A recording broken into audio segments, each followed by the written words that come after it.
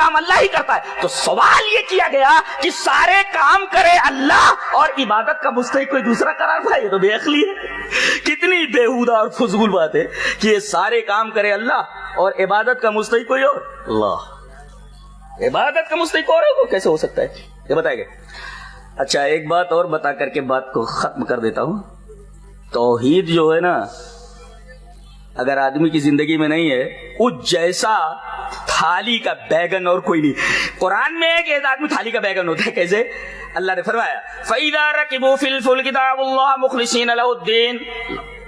جب تم کشتی میں سوار ہوتے ہو تو صرف اللہ کو, جب کوئی مصیبت آ گئی, کشتی ڈاماڈول ہونے لگی, تم میں آ گئی, اب ڈوبی کی تب ڈوبی, تو تم اللہ ہی کو پکارتے ہو. فلما نجاہم الی البر, جب تم کو ہم نجات دے کر کے خشکی پر پہنچا دیتے ہیں تو اذا ہم یشرکون, تو شرک کرنے لگتے ہو. اب دیکھو, جب تک آدمی مصیبت میں تھا اللہ کو یاد کیا, اور جیسے ہی وہ سکھ میں پہنچا شرک کرنے لگا, تو یہ تو تھالی کا بیگن ہوا کہ نہیں ہوا؟ کبھی ادھر کبھی ادھر. یعنی دکھ میں تو اللہ کو یاد کرتا ہے.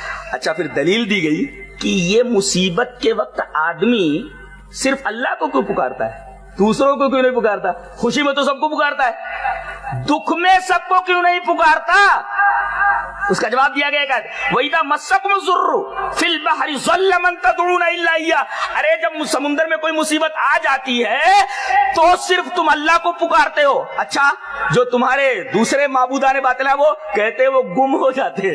ضلع کا مطلب ہوتا گم ہو جاتے, پتہ بھی نہیں لگتا کدھر گئے. پتہ یہ چلا کہ سارے معبودان باطلہ کا گم ہو جانا اور مصیبت کے وقت دریا میں صرف اللہ تبارک و تعالیٰ کو یاد کرنا, یہ دلیل ہے اس بات کی کہ توحید انسان کی فطرت ہے اور شرک غیر فطری چیز ہے. تو جو لوگ شرک کو اپنائے ہوئے ہیں در حقیقت وہ غیر فطری عمل کے مرتکب ہو رہے ہیں. اللہ.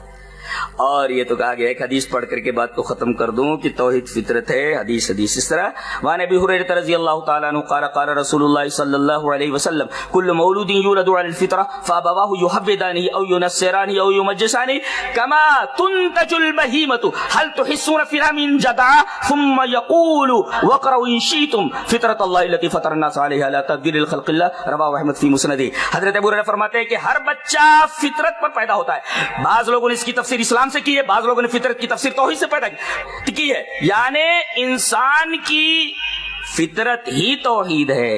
غلط ماحول میں جا کر کے آدمی شرک کا ارتکاب کرتا ہے, مشرک بنتا ہے, ورنہ انسان کی فطرت توحید ہے. توحید ربوبیت کا مطلب یہ ہوا کہ سب کچھ اللہ ہی کرتا ہے, تمام افعال اللہ کے.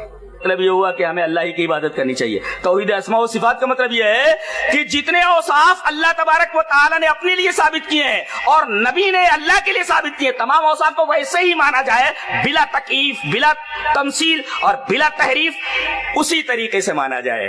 اور اگر کوئی آدمی اللہ کی اس صفت کو من مان دوسرے کے لیے مان لے تو یہ توحید ہے. توحید اسماء و صفات سے نکل کر کے اسماء اور صفات کے شرک کے اندر پہنچ جاتا ہے آدمی. اس کی ایک مثال دے کر کے بات کو ختم کروں. ہم یہ کہتے ہیں کہ بھئی ہم فلاں جگہ گئے, ہماری مراد پوری فرما دیجئے. اب یہ سن رہے ہیں بھئی لاکھوں لوگ اپنی اپنی مرادیں مانگ رہے ہیں, تو کیا یہ ساری آوازیں, اب یہاں آدمی اگر بولنے لگے سارے لوگ بولنے لگے تو کسی کی آواز سمجھ میں نہیں آئے گی. اللہ تبارک تعالیٰ نے فرمایا تم بھی سنتے ہو, میں بھی سنتا ہوں, تمہارے سننے میں میرے سننے میں کتنا فرق ہے وہ دیکھو. انہ یعلم الجہر من القول. میں پہلے حیران ہوا کہ انہ یعلم الجہر من القول کیوں کہا گیا. یہ کہا جاتا کہ دھیرے بولتا ہے آدمی تو اللہ کے علاوہ کوئی نہیں سنتا, یہاں زور سے بولتا ہے تو اللہ تبارک تعالیٰ سنتا ہے. یہاں جہر کہہ کر کے بات کیا کہی جا رہی ہے.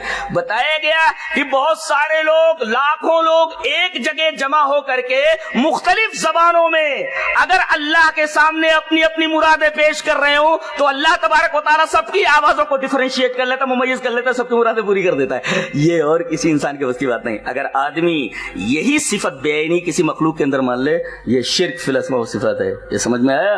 اللہ تبارک و تعالیٰ ہمیں نیک عمل اور اچھی سمجھ کی توفیق عطا فرمائے. وآخر دعوانا الحمدللہ رب العالمین. جزاکم اللہ واحسن الجزا.